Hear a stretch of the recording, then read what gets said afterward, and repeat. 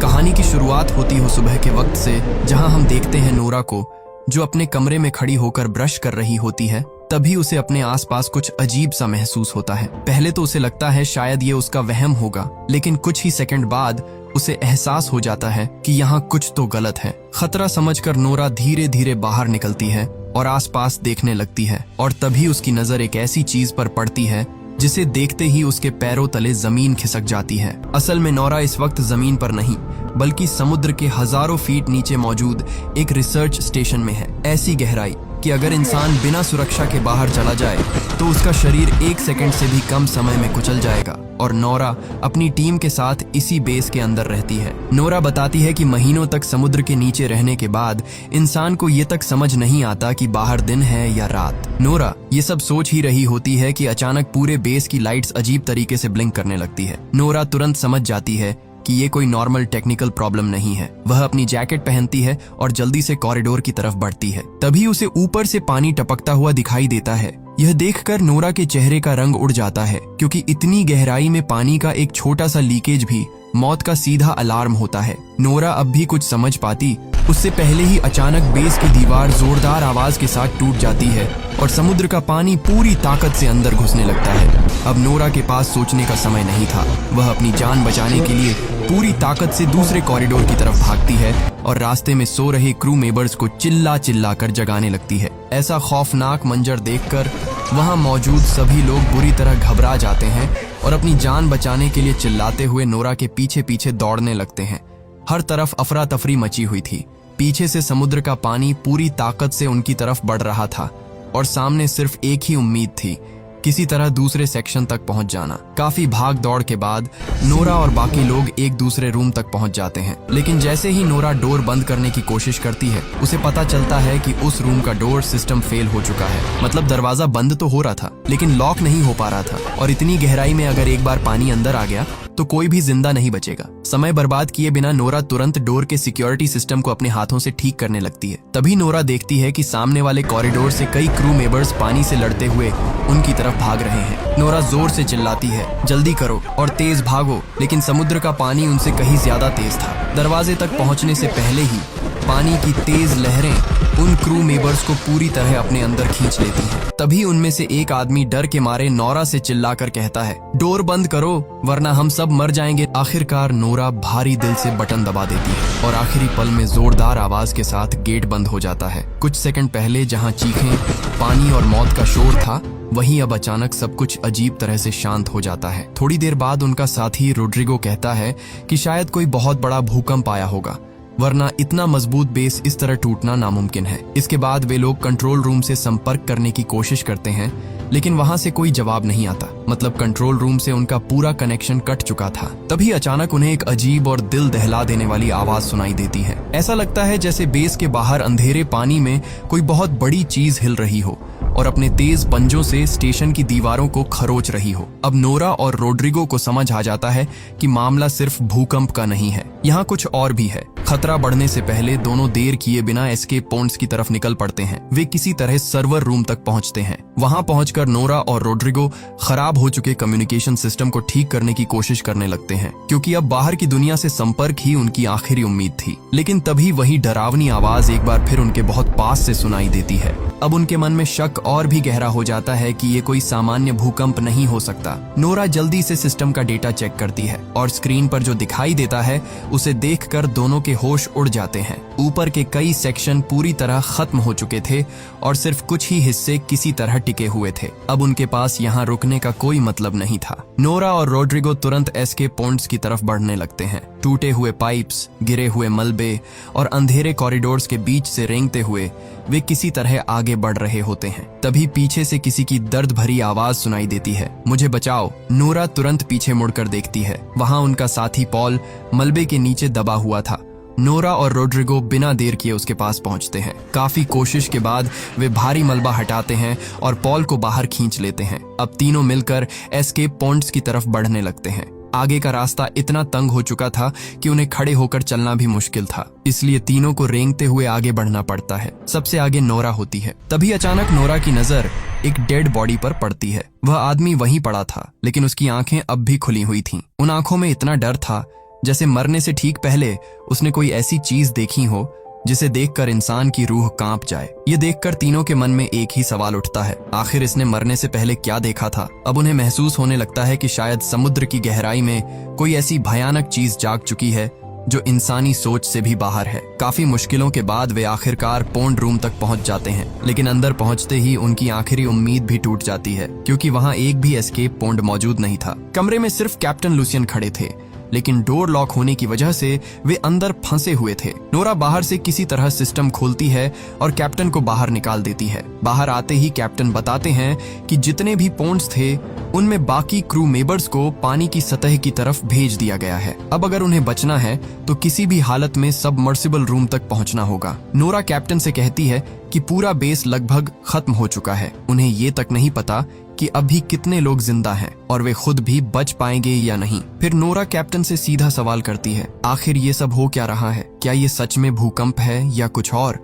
Captain कुछ पल के लिए चुप हो जाते हैं। उनके चेहरे पर डर साफ दिखाई देता है। फिर वे कहते हैं, मैंने अपनी जिंदगी में ऐसा कुछ पहली बार देखा है, लेकिन अभी सच जानने से ज्यादा जरूरी है जिंदा बचना। अब चारों समझ चुके थे कि उनके सामने सिर्फ टूटता हुआ बेस नहीं है, बल्कि समुद्र की गहराई में छिपा कोई अनजान खतरा भी है। इसके बाद सभी लोग कंट्रोल रूम की तरफ बढ़ते हैं। वहाँ एमिली और स्मिथ पहले से ही बाहर की दुनिया से संपर्क करने की कोशिश कर रहे होते हैं, लेकिन परेशानी यह थी कि किसी भी चैनल से कोई सिग्नल नहीं मिल रहा था। हर तरफ सिर्फ सन्नाटा था। ऊपर से कंट्रोल रूम को बार बार ऐसे जोरदार झटके लग रहे थे जैसे बाहर अंधेरे पानी में कोई बहुत बड़ी चीज पूरे बेस को नीचे से धक्का देकर हिलाने की कोशिश कर रही हो। नोरा तुरंत सिस्टम चेक करती है। स्क्रीन पर जो डैमेज रिपोर्ट आती है उसे देखकर सबकी उम्मीद लगभग खत्म हो जाती है। बेस के ऊपर वाले सारे फ्लोर्स और कूलिंग टावर पूरी तरह नष्ट हो चुके थे, लेकिन असली खतरा अभी भी बाकी था। नोरा बताती है कि बेस का पावर कोर बहुत ज्यादा डैमेज हो चुका है।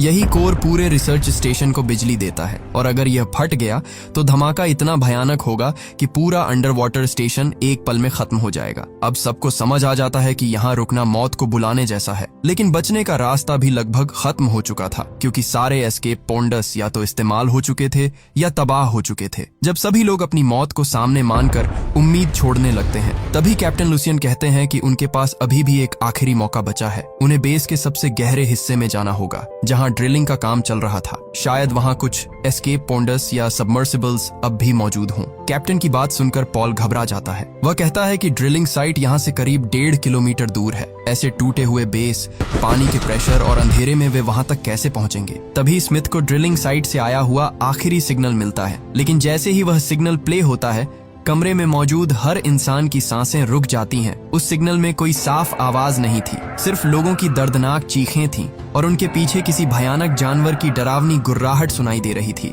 इसी बीच अचानक पूरा बेस फिर से अजीब तरीके से कांपने लगता है। ऐसा लगता है जैसे अंधेरे में छिपा कोई दानव पूरे स्टेशन को खिलौने की तरह तोड़ देना चाहता हो। पॉल पूरी तरह टूट चुका था। वह निराश होकर कहता है, हमें इतनी गहराई तक ड्रिलिंग करनी ही नहीं चाहिए थी। शायद हमने किसी ऐसी चीज को जगा दिया है जिसे सोते रहना चाहिए था, लेकिन अब पछताने का कोई फायदा नहीं था। उनके पास बस एक ही रास्ता बचा था, बाहर समुद्र की गहराई में उतरना। इसलिए सभी लोग भारी अंडर वाटर सूट्स पहन लेते हैं। अब यही सूट्स उनकी जिंदगी और मौत के बीच की आखिरी दीवार थे। लेकिन जैसे ही वे समुद्र की तलहटी की तरफ कदम रखते हैं, अचानक रोड्रिगो के हेलमेट में एक छोटी सी दरार पड़ जाती है, और इतनी गहराई में एक छोटी सी दरार भी मौत से कम नहीं होती। पानी का भयानक प्रेशर पलक झपकते ही उसके सूट के अंदर घुस जाता है। रोड्रिगो कुछ समझ पाता उससे पहले ही उसका शरीर प्रेशर सह नहीं पाता और उसी पल बुरी तरह तबाह हो जाता है। अपने साथी को इस तरह आंखों के सामने मरते देखकर बाकी सभी लोग अंदर तक हिल जाते हैं। वे लोग किसी तरह कार्गो लिफ्ट की छत पर कूदते हैं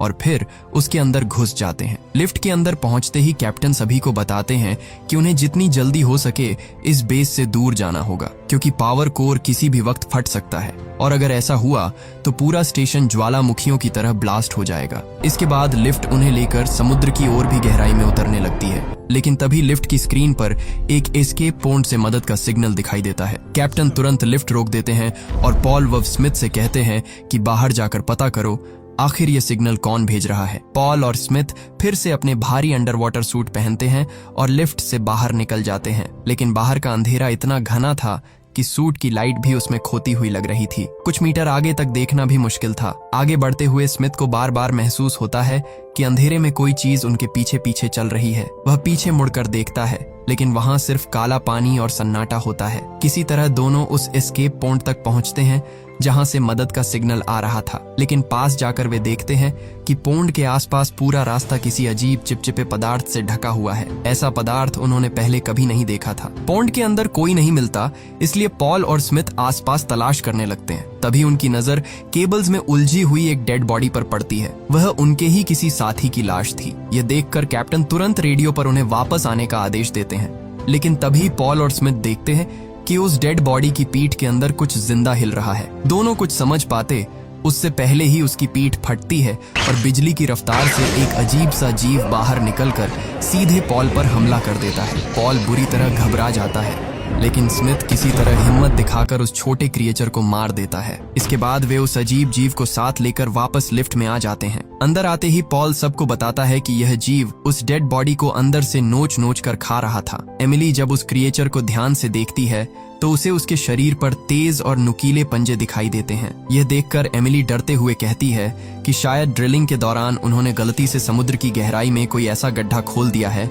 जहां ये खतरनाक जीव पहले से रहते थे और अब इंसानों की वजह से वे जाग चुके हैं और गुस्से में हैं। एमिली की बात पूरी भी नहीं होती कि अचानक लिफ्ट की सारी लाइट्स एक साथ बंद हो जाती है। कुछ पल के लिए लिफ्ट के अंदर घना अंधेरा छा जाता है। नोरा तुरंत कंट्रोल पैनल के पास जाती है और सिस्टम को दोबारा चालू करने की कोशिश करने लगती है, लेकिन जैसे जैसे लिफ्ट समुद्र की गहराई में नीचे उतर रही थी, बाहर से कोई भारी चीज उसे जोर जोर से टक्कर मारने लगती है। हर झटके के साथ लिफ्ट की दीवारें कांप रही थीं, जैसे कोई विशाल जीव उसे अपने पंजों से पकड़कर तोड़ना चाहता हो। इसी बीच कैप्टन धीरे से ऊपर देखते हैं और लिफ्ट की छत के कांच पर टॉर्च की रोशनी डालते हैं और अगले ही पल कुछ ऐसा होता है कि सबकी चीख निकल जाती है। एक विशाल क्रिएचर अचानक कांच पर जोर से हमला करता है।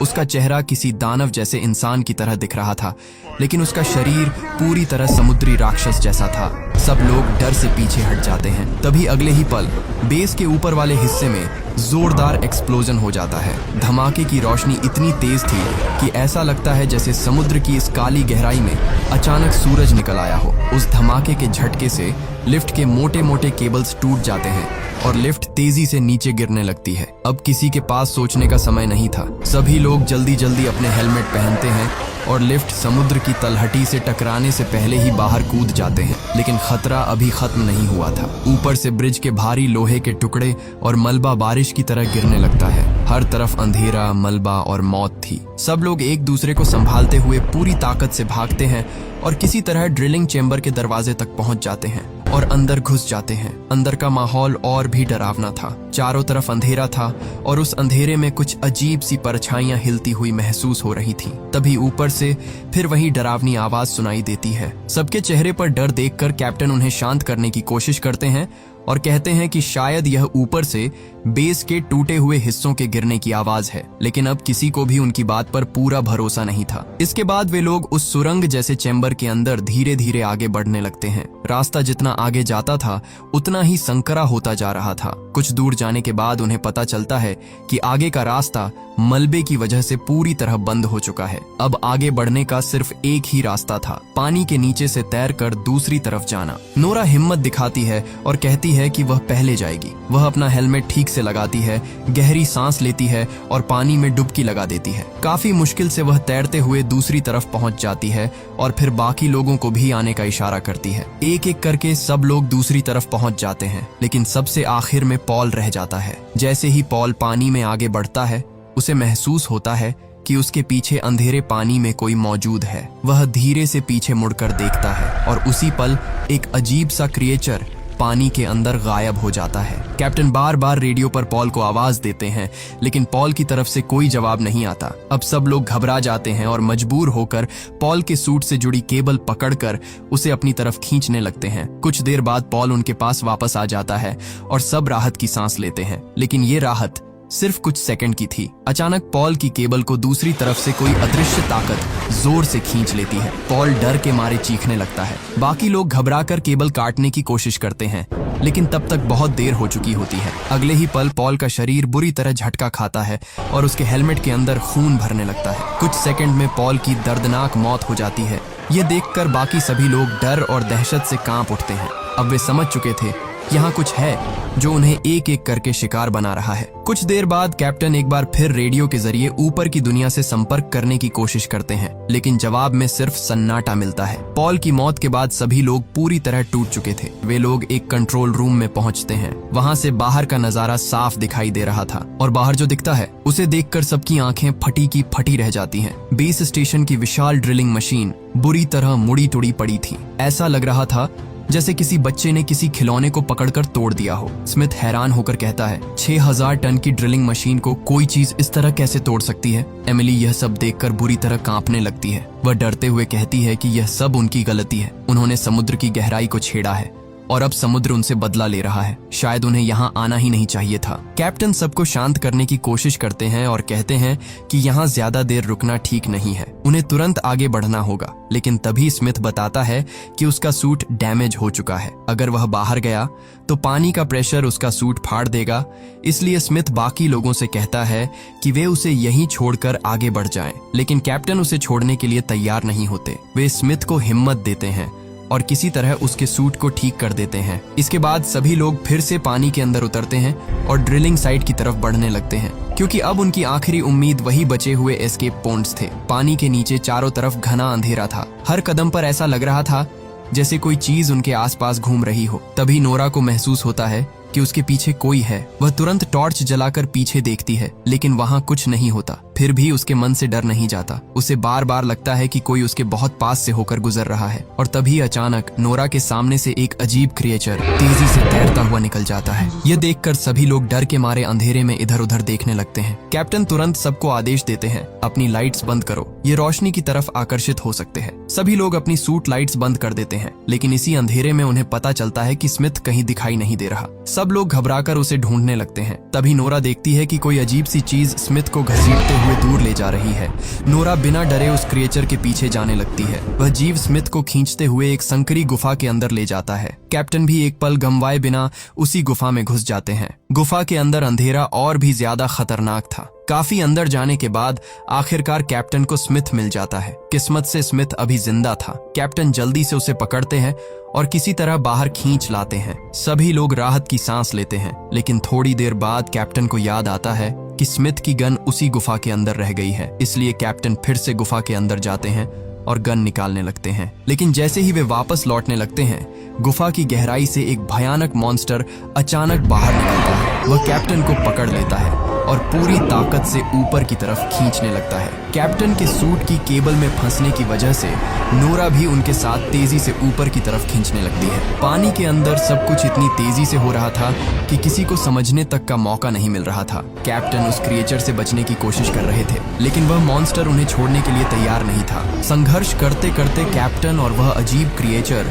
एक बड़े प्लेटफॉर्म से जा टकराते हैं। नोरा किसी तरह खुद को संभालती है और देखती है कि कैप्टन प्लेटफॉर्म के किनारे लटके हुए हैं। वह तुरंत उन्हें बचाने के लिए आगे बढ़ती है, लेकिन तभी वही भयानक क्रिएचर दोबारा उनके सामने आ जाता है। वह इतना विशाल और डरावना था कि उसे देखकर लगता था जैसे वह इस दुनिया का जीव ही नहीं है। उसका मुंह इतना बड़ा था कि वह नोरा के हेलमेट को एक ही बार में निगल सकता था। वह नोरा की तरफ झपटता है, लेकिन उसी समय कैप्टन अपनी नाइफ निकालते हैं और पूरी ताकत से उस मॉन्स्टर पर वार कर देते हैं।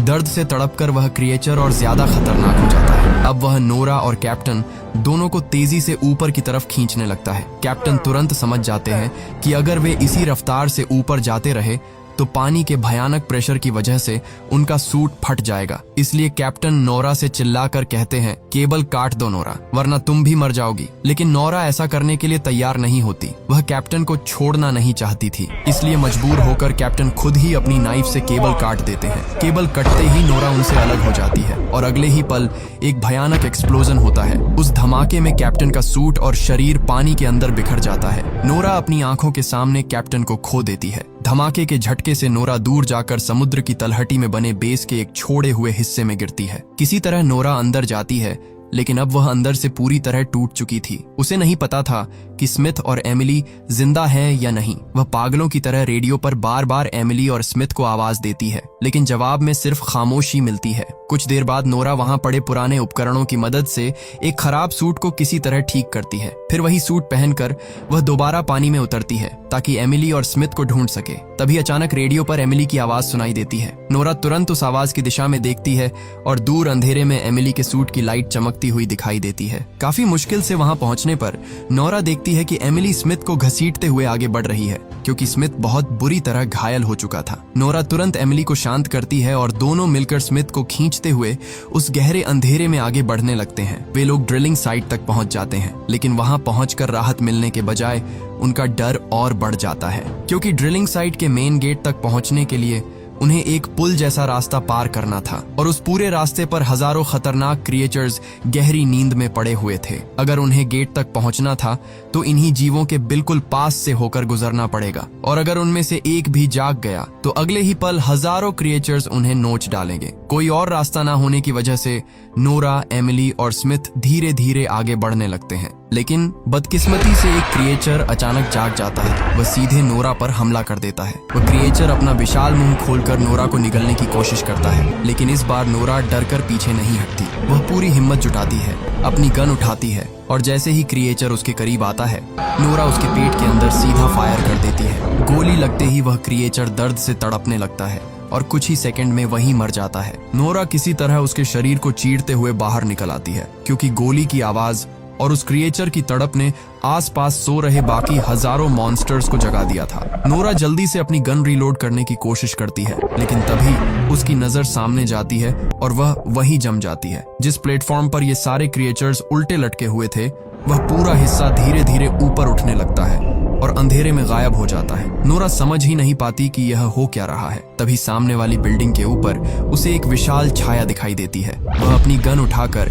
उस छाया पर निशाना लगाने की कोशिश करती है, लेकिन जैसे ही टॉर्च की रोशनी उस पर पड़ती है, नोरा की सांसें थम जाती हैं। उसके सामने एक दानव जैसा समुद्री राक्षस खड़ा था। वह इतना विशाल था कि उसके सामने 50 मंजिला बिल्डिंग भी खिलौने जैसी लगती। अब नोरा को समझ आ जाता है कि ये छोटे क्रिएचर्स असली खतरा नहीं थे। असली खतरा तो अब उसके सामने खड़ा था। नोरा अपनी जान बचाने के लिए पूरी ताकत से मेन गेट की तरफ दौड़ती है। तभी वह विशाल मॉन्स्टर अपने भारी पैर से पुल पर हमला करता है। झटका इतना भयानक था कि ऐसा लगा जैसे समुद्र के नीचे कोई परमाणु बम फट गया हो। धमाके के असर से नोरा दूर जाकर गिरती है और बेहोश हो जाती है। अगले ही पल एमिली हिम्मत दिखाती है। वह नोरा को पकड़कर घसीटते हुए मेन गेट के अंदर ले आती है और जल्दी से दरवाजा बंद कर देती है। अब स्मिथ, नोरा और एमिली किसी तरह अंदर तो पहुंच चुके थे, लेकिन खतरा अभी भी उनके सिर पर मंडरा रहा था। बाहर वही विशाल मॉन्स्टर पूरी ड्रिलिंग साइट बिल्डिंग को जमीन से उखाड़ने की कोशिश कर रहा था। अंदर सब कुछ कांप रहा था।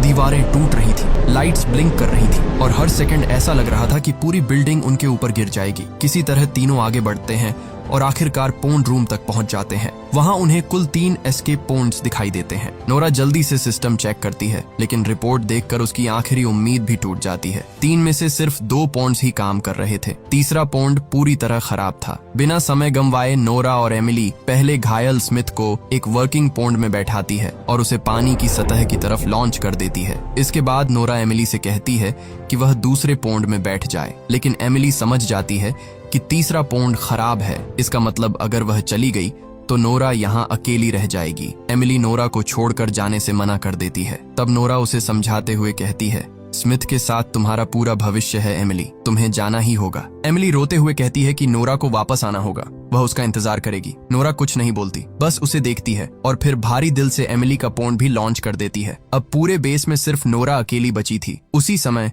पोन्ड रूम की कांच की दीवारों पर बाहर से छोटे छोटे क्रिएचर्स हमला करना शुरू कर देते हैं। नोरा सिस्टम पर देखती है कि हजारों क्रिएचर्स स्मिथ और एमिली के पोंडस का पीछा कर रहे हैं। अगर उसने कुछ नहीं किया तो वे दोनों सतह तक पहुंचने से पहले ही मारे जाएंगे। नोरा कुछ पल के लिए आंखें बंद करती है, गहरी सांस लेती है और फिर समझ जाती है कि अब उसके पास सिर्फ एक ही रास्ता बचा है। वह बेस के पावर कोर के पास जाती है और अपने हाथों से उसे ओवरलोड करना शुरू कर देती है। सिस्टम में सेल्फ डिस्ट्रक्ट काउंटडाउन चालू हो जाता है। अब बाहर क्रिएचर्स कांच तोड़ने की कोशिश कर रहे थे। अंदर पूरा स्टेशन कांप रहा था और नोरा अकेली खड़ी थी, लेकिन उसके चेहरे पर अब डर नहीं था। काउंटडाउन खत्म होते ही पूरा बेस एक भयानक एक्सप्लोजन में उड़ जाता है। धमाका इतना ताकतवर होता है कि वह विशाल समुद्री मॉन्स्टर भी उससे बच नहीं पाता। उसके साथ साथ हजारों क्रिएचर्स भी उसी आग और प्रेशर में खत्म हो जाते हैं। इस तरह नोरा अपनी जान कुर्बान करके एमिली और स्मिथ की जिंदगी बचा लेती है और इसी के साथ यह कहानी खत्म होती है। यह फिल्म हमें दिखाती है कि इंसान जब प्रकृति की सीमाओं को पार करके उसकी गहराइयों को छेड़ने लगता है तो कभी कभी प्रकृति उसे ऐसा जवाब देती है जिसकी कीमत जान देकर चुकानी पड़ती है।